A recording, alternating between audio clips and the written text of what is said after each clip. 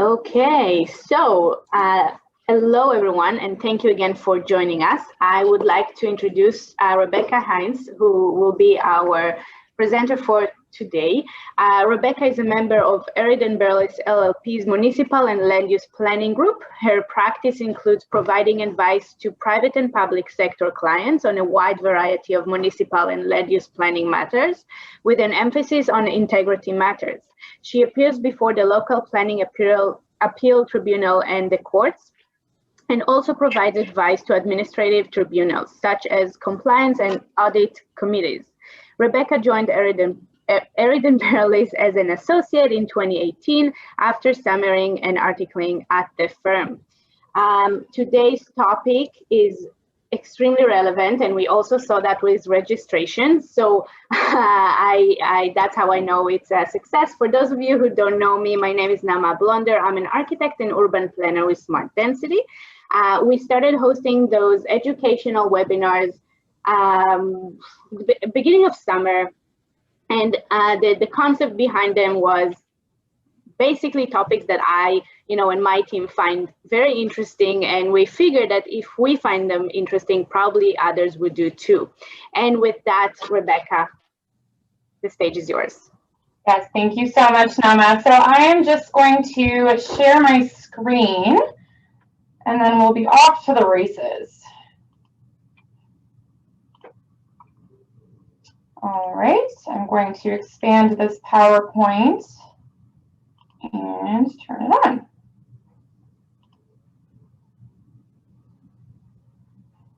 Okay.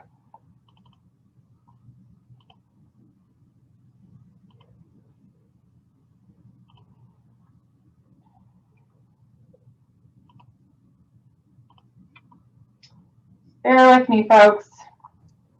Rebecca, I don't know if it matters, but the audience can see your next slide. So if you... Yes, I'm just trying to turn that off. And normally the button I press to do that is not doing that.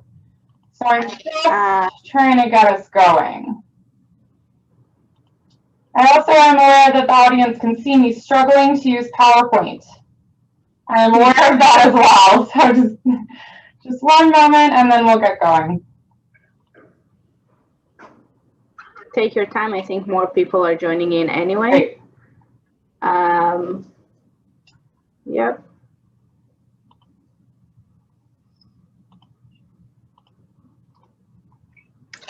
Try on the keyboard F5. Okay, just got a new laptop this weekend, believe it or not, so there's no F5. Oh, no F5. Okay. How about... okay, if you, on the lower right side, here exactly. For some reason it's not working. I'm going to try closing it and opening it up again. Okay. I'm just going to stop sharing for a moment while I sort this out. We also get two texts of from our audience saying the audio is not so clear. So you probably don't have a mic somewhere, but if you could speak directly to your, you do. Perfect. Try this. Yeah, just speak a little bit clearer to the, oh, wonderful. Okay, you do have it. Thanks, guys. The first time I've used this as well, so. Is that better? Yes, I think so. Testing? Okay, that's better? Yeah. Oh, much better. Okay, good. Just again, bear with me. I know we're cutting it for a time, but I promise we'll make it up.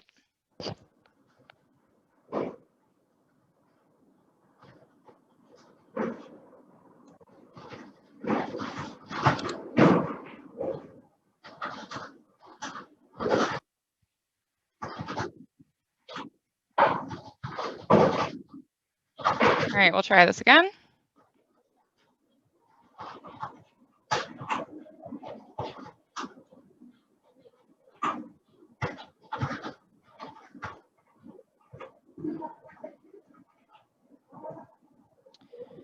Okay. I'm not sure why it's showing the next slide. So if you're going to display settings, yeah, right there, display settings where you were, and yeah. So No, that's not that. So I think I'm going to try this for just one more moment, and if it's not working, then we'll just go forward with the audience being able to see the next slide. Sure. It's just going to ruin all of the suspense, unfortunately.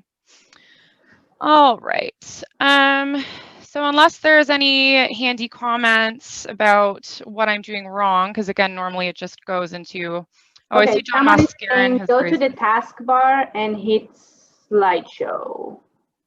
Show taskbar and slideshow. Click display settings.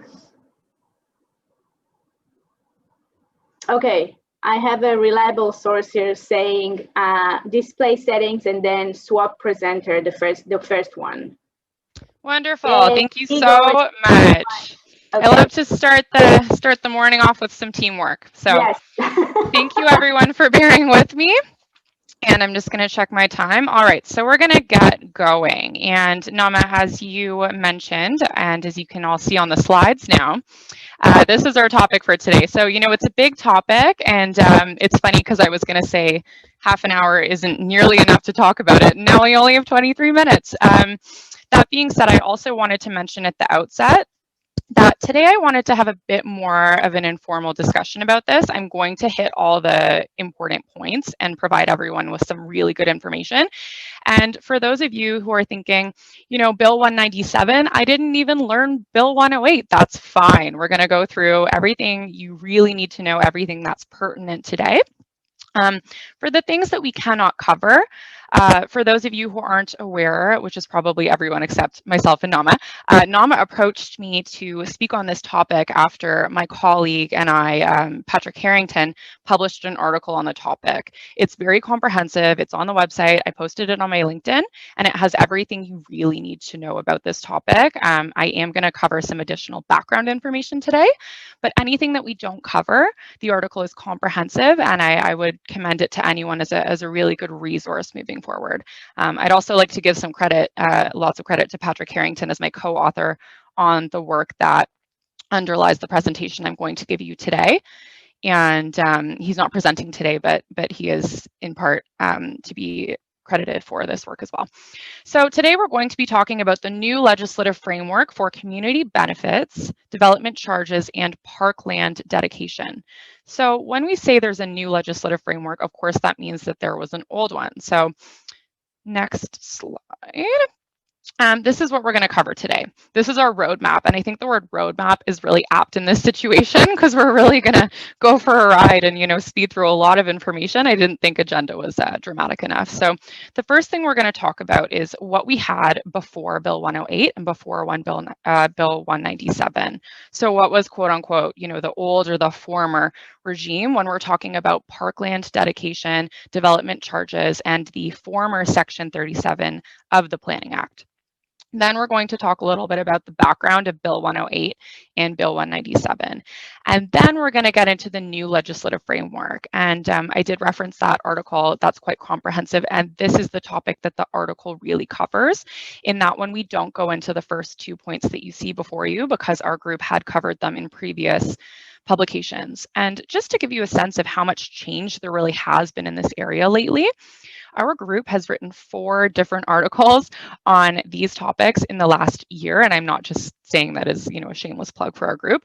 I'm saying that to demonstrate how much change there really has been. So if on your end, you know, you're seeing all these changes come out, you're seeing all these new bills, and you're thinking to yourself, wow, you know, this feels like a lot. I'm a bit confused. It has been a lot, and it is confusing. So I'm here today to, in our brief time together, try to expand on some of these things and shed some light on what we're dealing with now. So the new legislative framework is comprised of 3 authorities. We have the community benefits charge. We have parkland dedication still, and both of those are under the Planning Act. And then we have development charges, which we had before, but these provisions have now been amended. And then we'll talk about some conclusions and what's next. So what did we have before Bill 108 and Bill 107? And this is a great place for us to make up some time, because none of this is new news. And for many of you in the industry, again, this won't be new news. But it is important to talk about what we used to have in order to understand what we have today. So this was the former framework. Basically, there were three mechanisms whereby a municipality could impose charges or collect lands for public purposes in relation to new development. And we've all heard the old adage, development pays for development. That's sort of the underlying principle behind both frameworks, the old and the new. So what we used to have was something that we referred to as height and density bonusing. And this was under what is now the former Section 37 of the Planning Act. And under this section, a municipality could enter into a proponent into what we call commonly a Section 37 agreement and negotiate various benefits that the proponent would provide to the municipality in exchange for additional height and density. So again, the idea being that increased development pays for increased expenses, community requirements, capital costs, etc. And then we had also parkland dedication, and this was under Section 42 of the Planning Act and still is.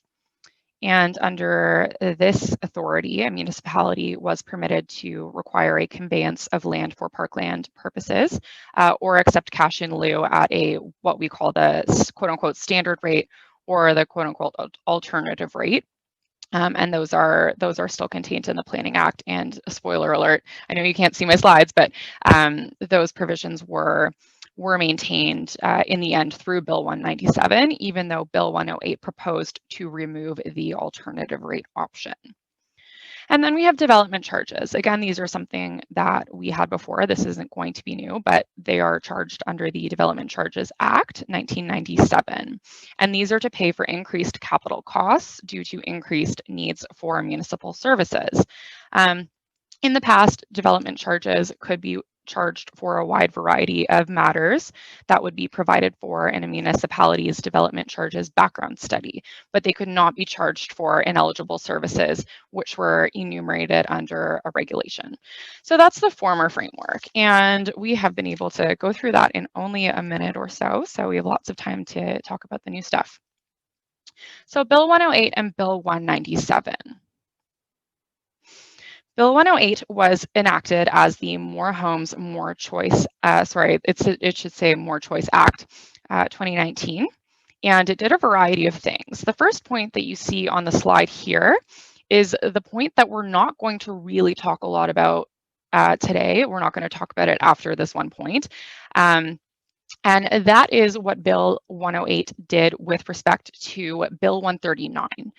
So we can all recall when the Ontario Municipal Board turned into the Local Planning Appeal Tribunal, and that was on account of Bill 139. And with that change came many, many other changes that were very important when we're talking about planning appeals and we're talking about hearings before the tribunal.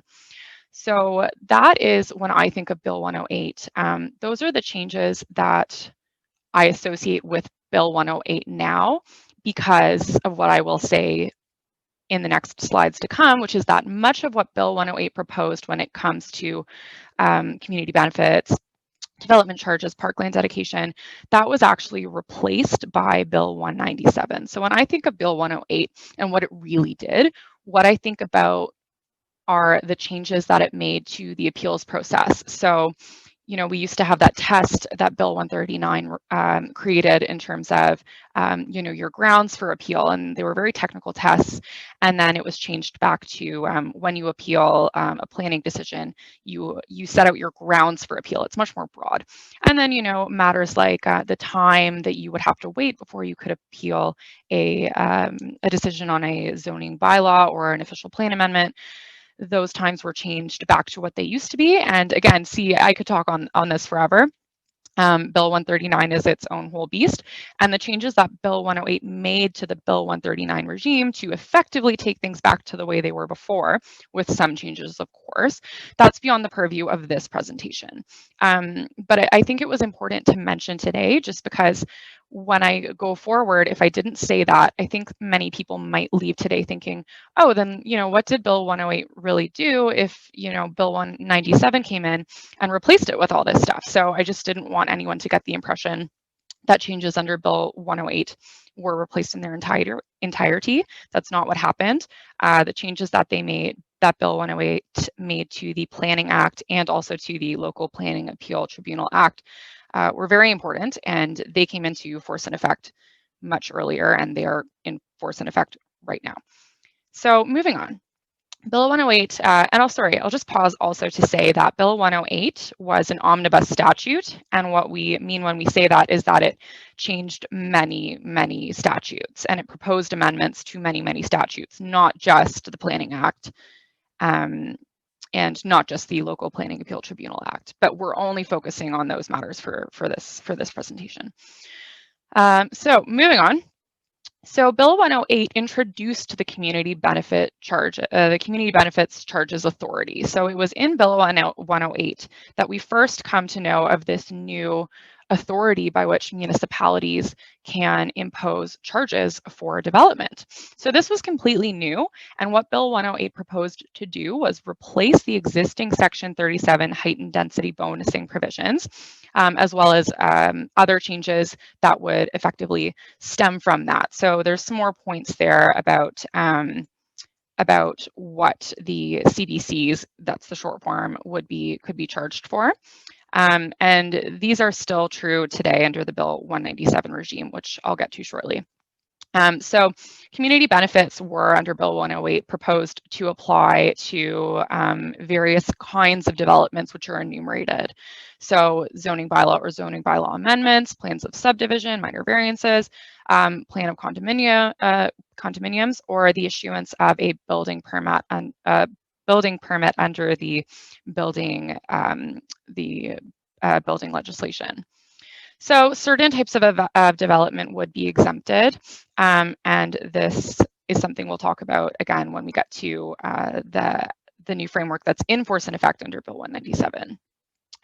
We knew that a municipality would need to create a community benefits charge strategy similar to a development charges strategy.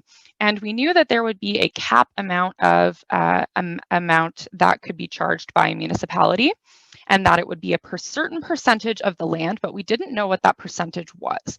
So that's something that people really speculated about. As soon as Bill 108 received royal assent, as you can see below, on June 6, 2019, and even before when it was in the legislature being discussed, there was a lot of speculation about what this cap amount would be. And then also we learned that there would be a process to object to the value of a charge, but again, we didn't know what that would be. So Bill 108 also proposed to amend the development charges regime and the Parkland dedication regime. Because those changes were effectively done away with by Bill 197, that's what we're going to focus on. So again, if you are one of those people out there who did not learn the development charges, Parkland dedication, CBC provisions under Bill 108, you are in luck because Bill 197 did away with them. There were some things that were the same, but for the most part, when I think now of the CBC regime, development charges, Parkland, I'm going to go look at what Bill 197 did to the Planning Act and the Development Charges Act, because that's what we're working with now. So Bill 197. Fast forward, and this bill was enacted as the COVID-19 Economic Recovery Act 2020. And this, again, was an omnibus statute. And it amended provisions of Bill 108, which we just discussed, that were not even yet in force. So before Bill 108 even comes into force in many respects, Bill 197 is set up so that it will repeal many of those provisions. And so basically it proposes a new Section 37, and it adds transitional provisions. In terms of the Development Charges Act, what we see, which we also saw in Bill 108, which is carried forward, is a list of services for which can be charged. If you'll think back to what I said before about development charges being charged for increased need for municipal services, except for ineligible services, this is sort of the inverse of that. So now we have a list that says what can be charged for, and it's a closed list. And again, I'll talk a bit more about that in a few slides. And we also have transitional provisions. So this bill, Bill 197, received royal assent on July 21st, 2020. Then recently, on September 18th, 2020, the province proclaimed into force the remaining amendments to Bill 108 and Bill 197, plus a new regulation. So this is OREG 509-20. And this fills in the blanks for us about CBCs and Parkland in terms of, what are the maximum caps, things like that. And this is really all I'm going to say in terms of transitional provisions for the purposes of this presentation, because those provisions are quite complicated and fact specific. But here's the big date. Municipalities have until September 18, 2022 to implement the necessary changes. So what that means is municipalities have until that date, they have effectively 2 years from the date that Bill 197 was proclaimed into force to switch over from the old framework to the new framework. And that will include, and when we think to ourselves, well, kind of what will that look like? How are we going to transition from the old to the new? That's where the transitional provisions come into play. And again, they're quite technical, and they will depend on the facts of any given situation. But what we do know is what the new regime will look like. So moving on, this is what we've all come here to learn, is the new legislative framework. And I am aware of my time, but I know that we can get through this and we're going to learn a lot of good information in the process. So the new legislative framework, as I noted, is comprised of 3 aspects. And the first one is the new community benefits charges regime. So this is now Section 37 of the Planning Act. And this gives municipalities the power to impose community benefit charges against land to pay for the capital costs of facilities, services, and matters required because of development or redevelopment. So this is a broad authority, and it's similar to what we saw in the past with the Development Charges Authority. This is very, very broad. It is, of course, it is tempered by certain exceptions. So for example, there are exclusions from the authority. And those are buildings with fewer than 5 stories and or 10 residential units. So those developments, those will not be impacted by CBCs. And then also the regulation that I referred to earlier prescribes other certain exclusions. And those exclusions are detailed in the article I referred to.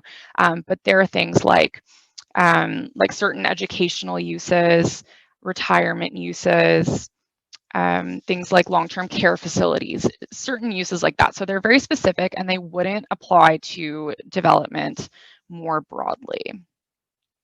But the important thing to take away from this is that the new Section 37 doesn't include an itemized list of what facilities, services, or matters may be charged for, and neither does the regulation. So again, this is a new broad authority, and it may be used to impose charges for services that are listed under the Development Charges Act 1997, or it may be used for Parkland. But the thing is, and I'll mention this again later, is that the framework, this new framework, precludes a municipality from charging for the same service or the same matter twice using different mechanisms. So if you are going to, under your community benefits bylaw, charge for things that are listed under the DC Act, then you can't also charge for them under the DC Act. So this is what everyone was wondering, and I'm very glad I got the slides fixed just for this purpose, the maximum percentage cap, and that's 4%. So this is what everyone was wondering. So the maximum that a municipality can charge for a community benefits charge is 4% of the maximum value of the lands in question. So that is the max amount, and that is as of the evaluation date, which is the day before the date the first or only building permit is issued in respect of the development or redevelopment in question. So that is basically a way for proponents now to have a better understanding at the outset of what their development might cost. And this is intended, as I'll note later, to provide more predictability for proponents, whereas when we had Section 37 agreements, it was very, very unknown, very precarious, and it was a negotiation process. So another thing that I'd like to mention is that a CBC can be, municipalities can accept in-kind contributions in satisfaction of all or part of an amount owing under a CBC. And the value of that contribution would be deducted from the total amount owing. So we're going to move on just a little bit. So there's now a dispute mechanism, and we, very casually refer to this as quote unquote like the dueling appraisals mechanism. So basically this is how we're determining this 4%. What is the actual number? What does the proponent owe? So the way that this will be done is that that if a landowner is of the view that an amount imposed by a municipality under a CBC exceeds the maximum amount permitted under the statute, then that individual may make a payment under protest and submit their own appraisal within a certain amount of days. You can see on the screen. Then the municipality may come back with its own appraisal. And then if there's a difference between the two that exceeds 5%, then a final appraisal will come through to decide things, to decide the difference. And if both of the appraisals are within 5% of one another, then the landowner may be entitled to a refund of the difference between the two. So the regulation also includes a lot of additional information, and most importantly, we have the notice requirements for the passing of a CBC bylaw. We have the information that needs to be included in the community benefit charges study. So when a municipality is preparing their study, which they'll have to do before passing the bylaw, they will refer to the regulation, and that will tell them what needs to be included. And there's some other information in there, but I have gone over the pertinent aspects of the changes and the regulation. And then section 37.1 again has transitional matters, which will apply on a case-to-case basis. So fortunately for us, there aren't many changes to the Parkland section. So while Bill 108 proposed some changes, such as removing the alternative rate, that didn't end up happening. So Parkland is basically the same. There's a new right of appeal and a corresponding appeal process, and the details of that process are also included under the new regulation. Oh, and there's no transitional provisions because Parkland is staying effectively the same. Development charges. As I mentioned, we now have a closed list.